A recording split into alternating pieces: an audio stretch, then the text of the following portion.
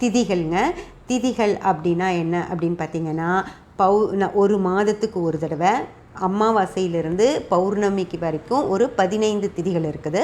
அதே மாதிரி திரும்பியும் பௌர்ணமியிலிருந்து அடுத்த அமாவாசை வர்ற வரைக்கும் ஒரு 15 திதிகள் இருக்குது. அதுதான் நம்ம என்ன அப்படின்னு சொல்லி பார்க்க போகிறோம். சந்திரனும் சூரியனும் சேர்ந்து இருக்கிற அன்னைக்கு அமாவாசை.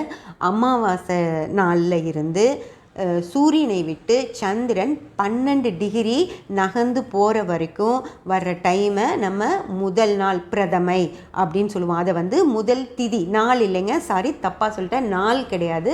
நாள் அப்படிங்கிறது நம்ம டேட் வருது இல்லைங்களா, காலையில் 6 மணிக்கு தொடங்கி திரும்பி அடுத்த நாள் காலையில் 6 மணி வரைக்கும் இருக்கிறது தான் நாள். இது திதி. திதி அப்படின்னா அந்த சூரியனிலிருந்து சந்திரன் 12 டிகிரி நகர்ந்து போகிற வரைக்கும் இருக்கிற டைமை திதி அப்படின்னு சொல்கிறாங்க.